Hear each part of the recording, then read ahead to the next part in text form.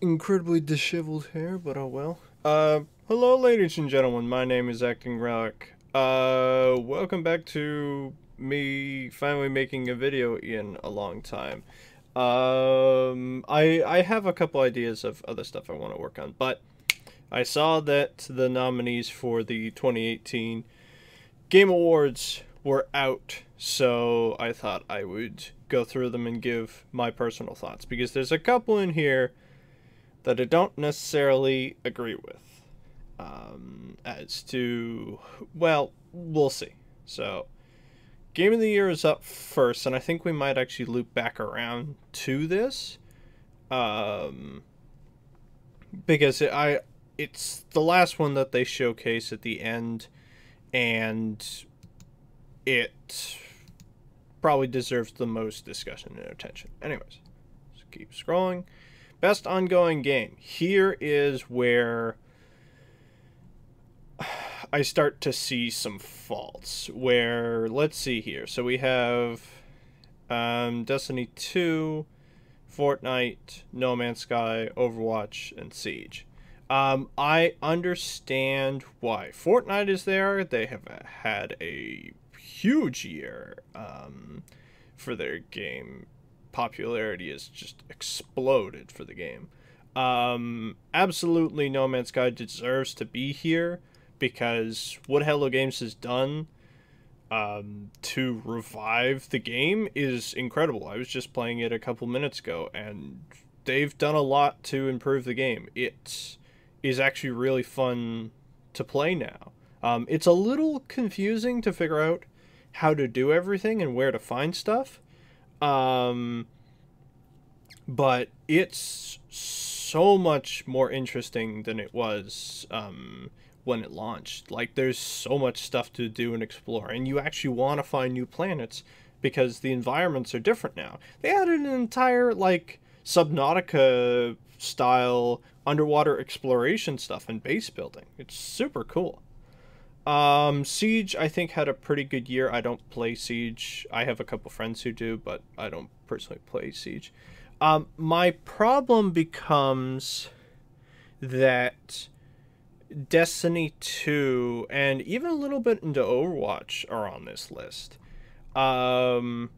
Because I think this was probably the year that I played the least amount of Overwatch. Just because. So I want to see here. I was doing this. Who got released? Release order. Let's see here. List of heroes by release. So, who got released this year? We got Brigitte, Wrecking Ball, and Ashe. So we got 3 heroes this year. I really like Brigitte. I think she's a great character. She's probably my second favorite support. Zenyatta's my favorite. I haven't played enough as Wrecking Ball to really enjoy him that much, and Ashe just came out. She looks cool, and I'm always up for more Jen Hale.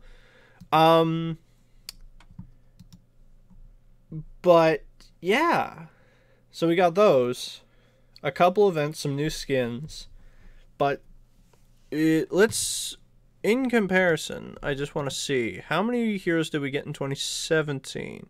We got 3 heroes in 2017 as well. But no, actually, they've consistently released. I'll pull this over here actually, just so everybody can see what I'm talking about. They've consistently released them in pretty much a consistent order of somebody in the middle for the summer content, and then somebody for the November content, with often BlizzCon tied to it. And now they've started doing the March, July, November pattern, which is not bad. But it's just, yeah, was it really that great a year for Overwatch? I don't think it really was. The other contrasting one is, fuck no, get this shit out of here. I this was the first year that I actually played Destiny 2, because they finally just said, "Fuck it, here's the base game for free." Um, it's fine. I imagine that Forsaken's kind of like Taken King, where it actually kind of helps the game and is actually probably the best piece of content there. But still, it's not great. The reason that I bring this stuff up is that, in contrast,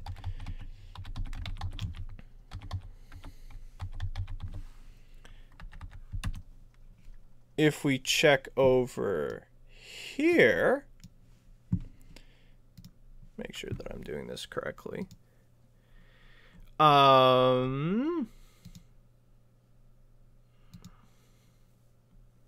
Yeah, check over here. We had, so not counting the primes, 1, 2, 3, 4 characters released for. Oh, that's pretty cool, actually.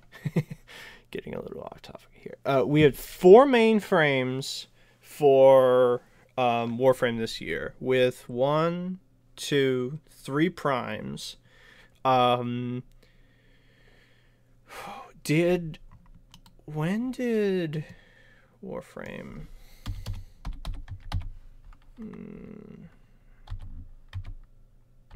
Plains of Eidolon.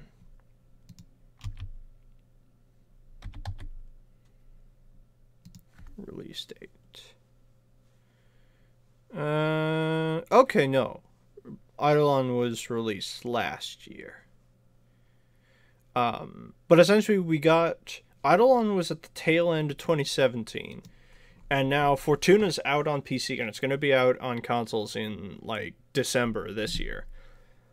So we got all of that.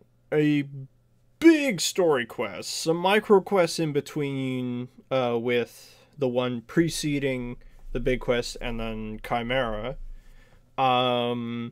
Whole bunch of new additions in content-wise, and a really excellent press conference in the middle of it, showcasing Fortuna, Railjack, and the next big story piece that's probably going to be coming out. My guess is middle of next year. So we get all that, and no nomination. And they've ported the game to Switch. It's now on pretty much every platform aside from mobile. Yet Destiny 2 gets the spot. No, I'm not going to vote on this category because I don't... Well, you know what? I'll give my vote to No Man's Sky. Because they're the one of this category that I agree with the most. I don't agree that Forsaken should be up there. I don't think it was that particularly amazing addition, even though I really haven't played it. I don't really play Fortnite. I do play No Man's Sky. Didn't play a whole lot of Overwatch this year, and I don't play Siege.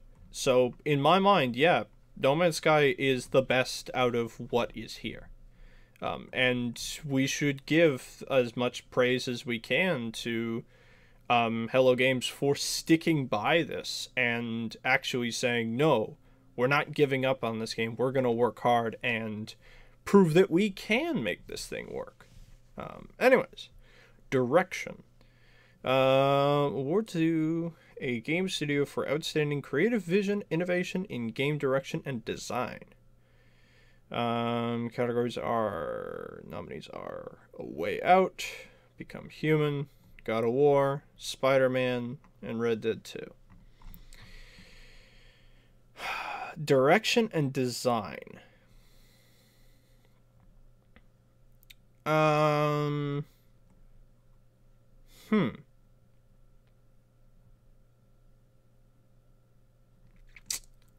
Well,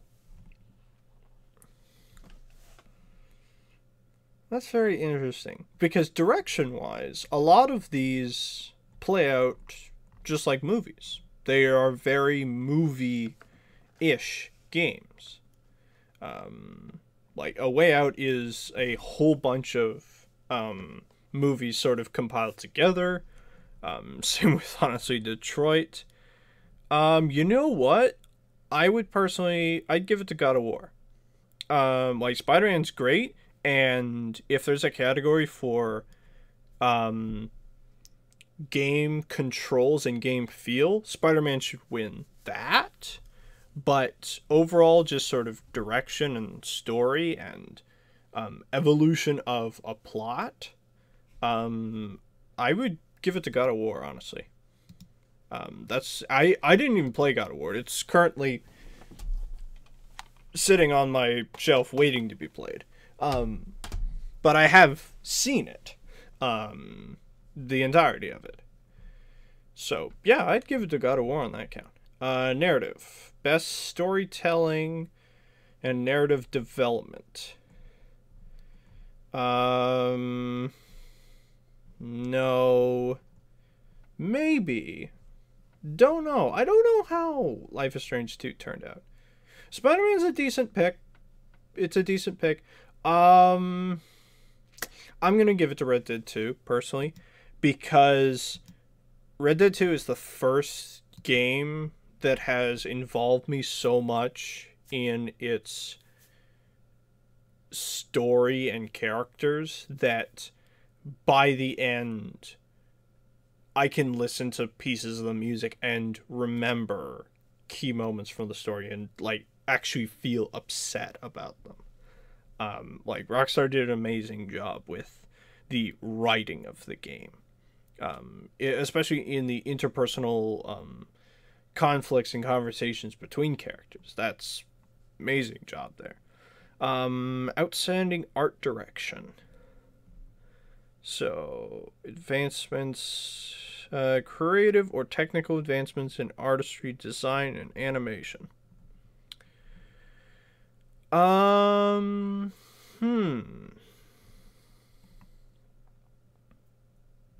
didn't play Odyssey.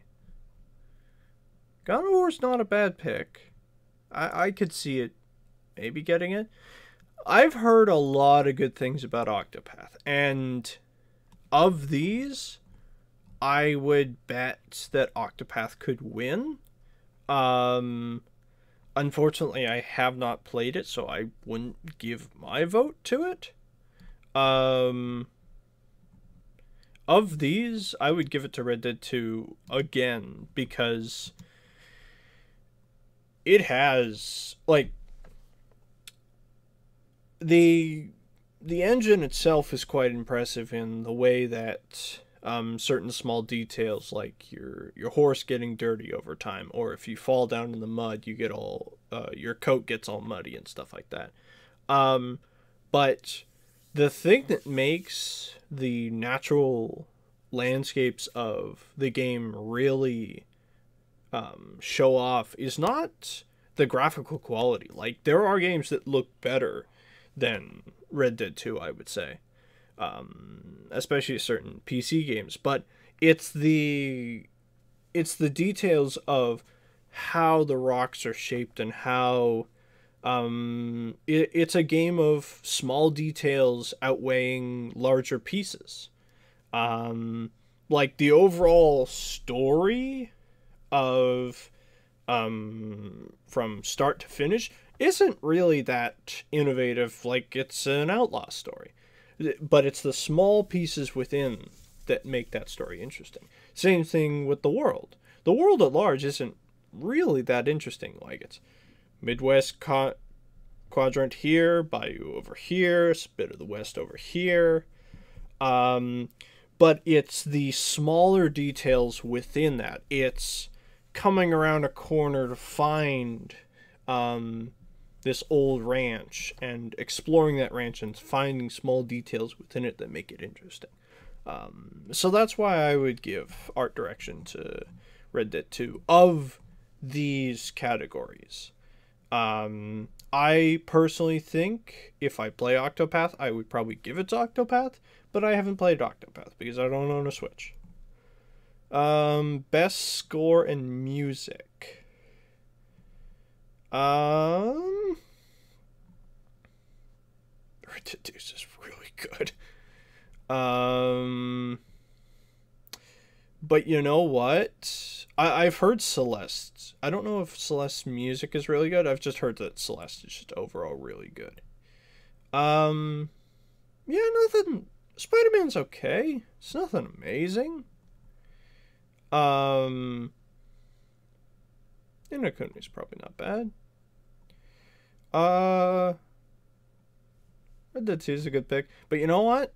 I want to give it to God of War because Bear McQuarrie's score for the game, just the opening track 1, God of War, is so good. Like it's amazingly well done.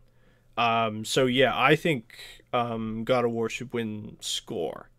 Because they took some of that original stylings of God of War's 1, 2, 3, but then they just said, all right, let's just jam the Norse language and style into that and create this new thing that's way more impressive than the first 3 games. To me. Audio design.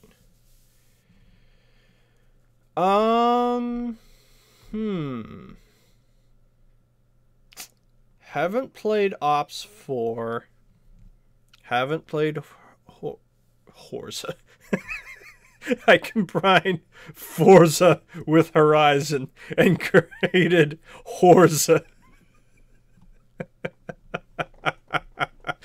I'm laughing at my own fucking joke. Anyways. God of War is not a bad pick. There's some really cool sound design in it. That's the one thing about Red Dead 2 that I would say is it's not bad, but it's about the same as like the original in GTA 5. There's nothing super innovative about the sound design that I can really think of. Like, it's more the visual and the storytelling side of things that's really impressive, as well as parts of the music. But the sound design isn't, like, it's not bad, but it's just not superbly revolutionary. You know what? I'd give it to Spider-Man, because Spider-Man has, like, all the individual work that went into the web swinging, sound effects, landing on a building, doing all the just unique touches to making that experience of playing as that character work should be praised, because they did a really good job. Best performance awarded to the individual for voiceover acting, motion, and performance capture. Project Clark did a really good job as Arthur Morgan, I'll be honest. Same with Yuri with Peter Parker. Both of these people did a really good job. Now, I know for a fact that these two boys right here were actually the motion capture actors for their characters. And you know what? I'll be honest, Brian is probably the best part of Detroit Become Human, because Connor's actually a great character. But it's also that all the ad-libs that he put into the game that Cage hated are the best parts of that game. Like, hands down, they're the best parts of that game. But you know what? I'd like to give it to Judge for Kratos, because he really helped make that character so much better than he has in the first couple games. Like, he was probably an integral part of bringing that character to this new height of a father figure, but also a man with an incredibly troubled past who hates his past. He hates what he had to become. Yeah. So, yeah, I'd give it Judge on that one. Alright, games for impact. I have not played, like, any of these, I think. Yeah, I haven't played a single one of these.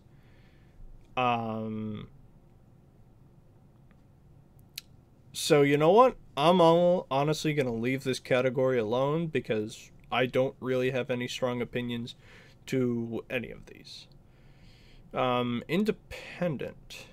So we got Celeste, Dead Cells, Into the Breach, and Return of the Obra Dinn. Another set of games that I have not played a single one of. But I have heard good things. Oh, and The Messengers. I forgot about The Messenger. I have heard good things about every single one of these. And you know what? I'm not going to touch this category either because I don't really have anything to say because I have not played any of them. I've seen bits and pieces of this one, and this one. But I've heard good things about all of them. So, yeah, I'm going to leave that be. Best mobile. Donut City, Florence, Fortnite, PUBG Mobile, and Reigns. Yet another category where I have not played a single one of these. Is Donut City actually for phones? I should try and get it because I remember seeing it and it looked like a really cool kind of turn on the Katamari formula of instead of rolling stuff up your just a hole that captures more and more things. I'm going to leave this category alone as well because I don't really have anything to add. All right, VR and AR.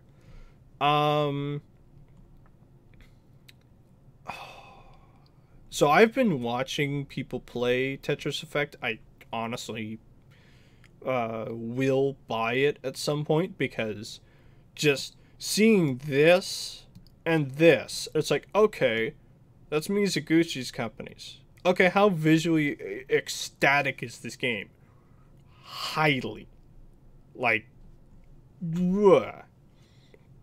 I was watching the non-VR mode, and it's like, yeah, no, it's perfect. Yeah, it's the best version of Tetris. I've heard Moss is very good. I've heard that it's the best, like, storytelling-wise for a VR title. I have not played First Contact SIE. I do not know. Yeah, I don't know how good Astrobot is. But you know what? I'm giving it a fucking Beat Saber because I was playing this. It just came out for PS4, and holy shit, it's fucking good. Like, it is, the rhythm game that I've been missing since Guitar Hero finally died. And it just brings together, like, really good visuals for the VR crowd, really tight controls that are actually difficult to play, where you actually have to pay attention to the directions of which way you have to swipe your sabers. The music selection is pretty good. I'd like more tracks, and I want that create a track feature that the PC versions have, because I've seen the custom tracks that people have made for those, and they're awesome. Yeah, out of these, it's granted it's the only one I've played, but it's fucking incredible. Like, I think it's $40 on PSVR. I don't know what it is for Oculus and HTC. I think it might be less, but it's a good one to get. But I have a feeling that it will be either Tetris Effect or Moss to win it. But we'll see. We'll see. Best action. Focused on combat.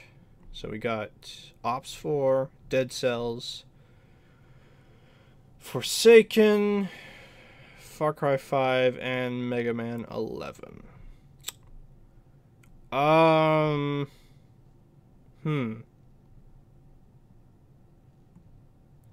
let's see. Uh, Destiny 2 is the only one that I've played out of this entire set, and I don't even want to give it to that one. I've heard reasonably good things about most of these. I haven't heard if Mega Man 11 is good or not. I'm not sure. You know what? I'll leave that be. Because there's none that I really have strong opinions about. Yeah, back to this bullshit. Where it's fucking action-adventure. Action-adventure game combining combat with traversal and puzzle solving.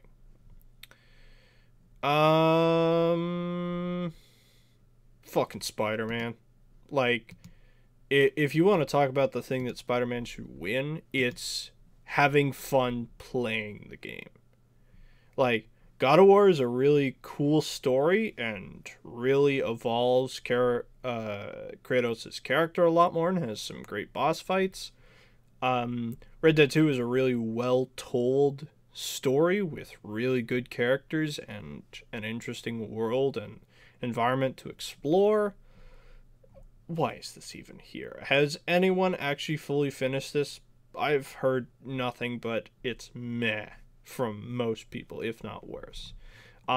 Spider-Man is just a joy to play. Like, it's essentially the best Spider-Man game and movie together in one. Like, it's just a blast to play.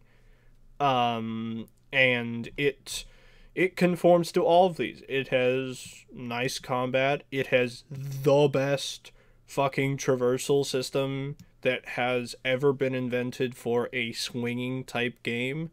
And the puzzle solving is fun.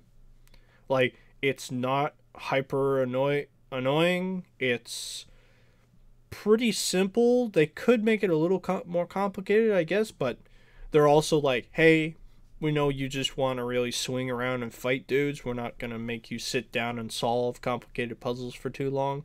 So yeah, I'd give it to Spider-Man. Best RPG. Dine with rich player character customization progression, including massive multiplayer experiences. I've heard, I don't know if, I've heard Pillars 2 is good. Out of these, it's once again this thing of I've only played one, but holy shit, fucking Monster Hunter World deserves at least one award this year. I think it should get multiplayer. I don't know if it deserves Game of the Year. Like, let's think about this. Rich player character customization. You can customize the physical appearance of your character, what your armor looks like, what it does, what weapon style you do, what role you play in the party. Yeah, no, I'd say it fulfills, and progression, that's all the game is. Like, Monster Hunter World doesn't really have a story. It's mostly about you progressing and gaining more stuff. Like, it hits progression right on the fucking head. So, yeah, I'd give Monster Hunter World best RPG. Best fighting game. Is this really a fucking contest? I've heard Tag Battle's not bad. I've heard 5 Arcade's okay. Soul Calibur 6 looks really good, but granted, I think the only part of the main reason that I would get it is because the character customization is fucking amazing. You know it's fucking Dragon Ball. Like, it fulfills the hole that Marvel Infinite left. It's fucking awesome to play. It is the main reason that I own 2 arcade sticks. It's just fun. Because it's one of those things where on the baseline, getting the core things down is not that complicated. Like, you can play it with a controller and still have a lot of fun. But the skill ceiling for mastery is here to the fucking moon. Like, it's Dragon Ball. It's one of those games where I'm okay if I don't play and I just watch, because it's just a blast to watch it. Best family game. Yet another category that I'm going to ignore because I haven't played a single one of these, and most of them are owned by Nintendo, so I'm going to give the bet that Nintendo's going to win. Also, anybody who categorizes Mario Party as a family game, you're being naive. Like, this is a game that causes ruined friendships and fist fights. Let's be serious here. Best strategy. Once again, I cannot vote for any of these because I have not played any of them. I really want to play BattleTech. I'm waiting for it to go on sale on Steam. Just because all I heard was it's XCOM but with giant mechs, and I'm like, yeah, tell me more. I don't know how Banner Saga 3 turned out. I know like 1 and 2 are great, but I don't know if the final one fulfilled expectations as well. So yeah, I'm gonna leave this category alone because I've got not a whole lot to add.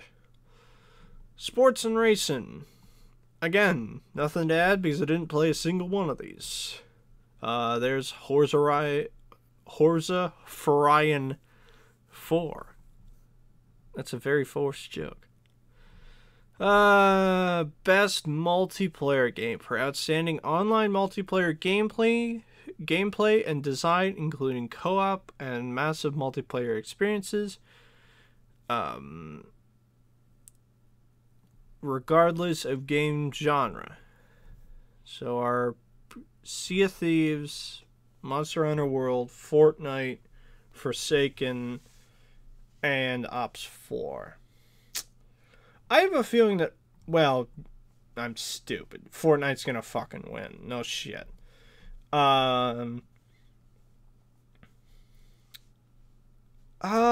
know what?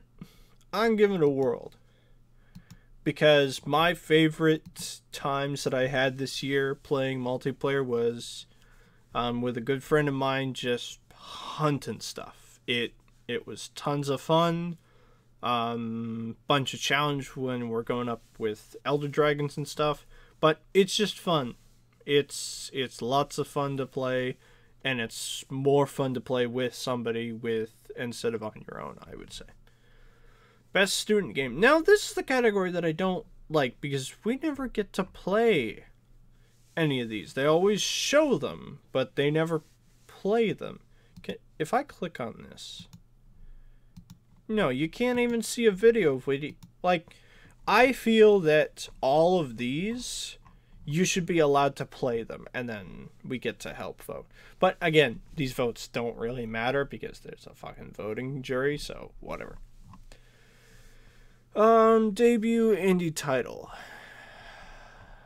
Donut, Florence, Moss, The Messenger, and Yuki's Island Express. I've never even heard of this game. Yeah, I think I'm gonna leave this category alone because, once again, I haven't played any of these. So, yeah. Alright, esports game. CSGO, Dota 2, Fortnite, League, Overwatch.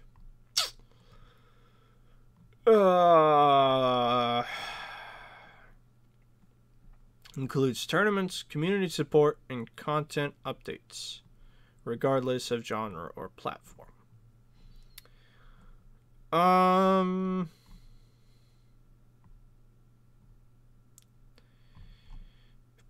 Because I base it off, like, especially when we're talking about esports, is which game is the most fun to watch out of these? And personally, I would give it to Counter-Strike, because Counter-Strike is, out of these, because there's no fucking fighting game in here, out of these, Counter-Strike is the most interesting to watch. I don't understand Dota. Is Fortnite really an esport? I don't know. League's a thing. Honestly, if you were going to have a category that was best promotion strategy and League was up there, I'd fucking give it to League, because some of those music videos that they putting out this year to promote the game and the tournaments have been great. Like, yeah, they're great. Best esports player. I don't know any of these guys except for fucking Sonic Fox. And he fucking deserves it because, and I think it's the next category. No, that's team. I'm going to skip this because I don't know any of these people. Same with coach. I don't know any of these people. And you know I'm giving it a fucking Evo. I didn't watch any of these other tournaments. I only watched Evo. Host. Who are you people? I don't know any of you. This is what I'm talking about.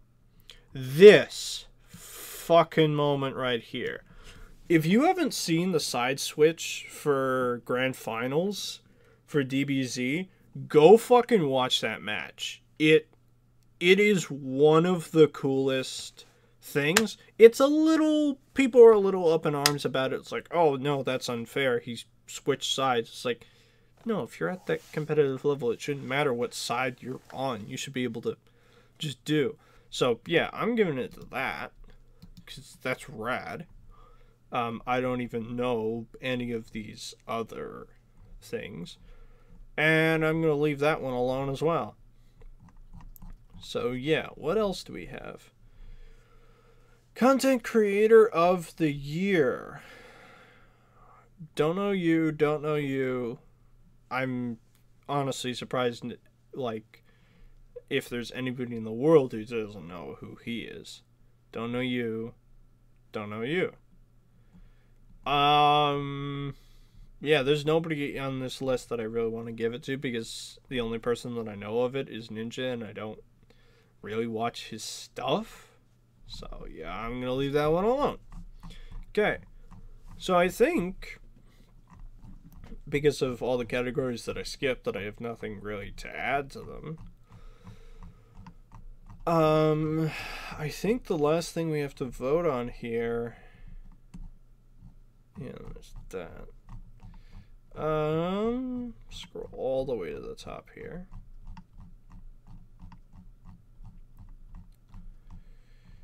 Is this for Game of the Year? Absolute best experience across all creative and technical fields. All creative and technical fields. So who gets that medium across really well? Let's see here. Monster Hunter is really fun to play. The progression is great. The grind is fun. But the story is kind of meh. But then again, it's a Monster Hunter game, so the story really shouldn't matter. You know, honestly, I kind of want to give it to Spider-Man. Like, Red Dead 2 will probably win, and that's fair. It's a great game. Like, it's fantastic. It's great to play, and it's probably the best story of this year. And I wouldn't be surprised if it wins Game of the Year. Same with God of War. Like, God of War and Red Dead 2, I find are quite... they're sort of two sides of one coin. Where the Red Dead 2 is a lot about what's the story of this group of people and the world that they interact with. and how do their actions affect the world around them. Same kind of deal with God of War, but we're focused on very much just a father and son relationship. How does that develop? How does that change? And how do their actions affect the world around them? And how does Kratos' past affect the world around him and the way that he deals with certain situations? But you know what?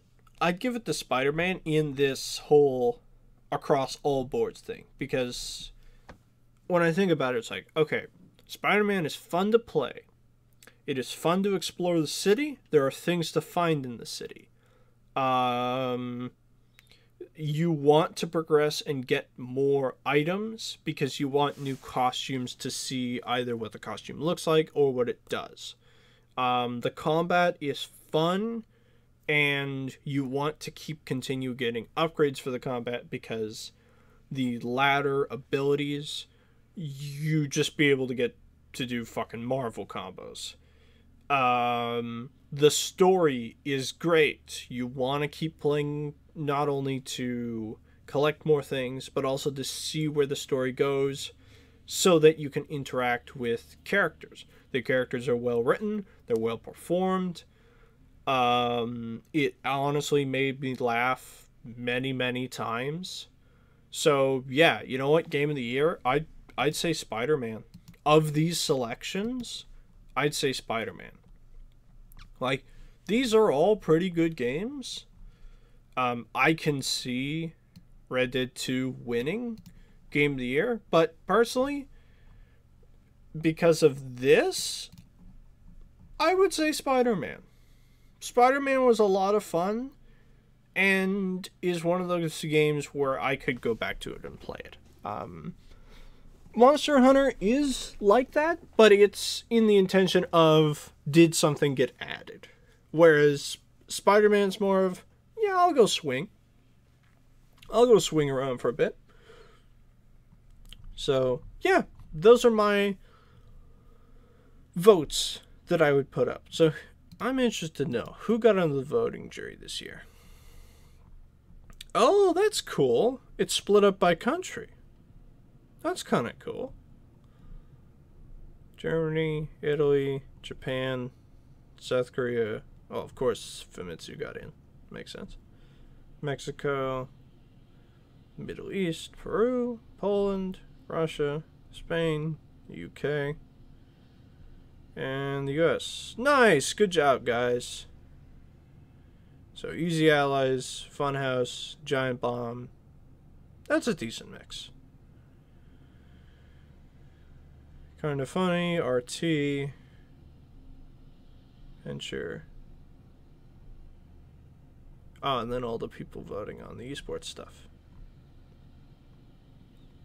Interesting.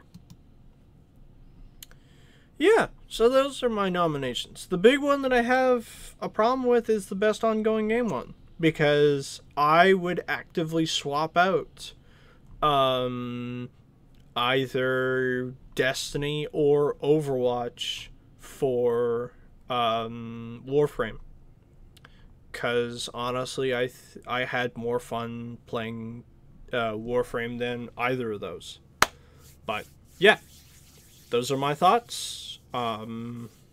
If you have your own thoughts, please post them in the comments below. And I'll see you next time.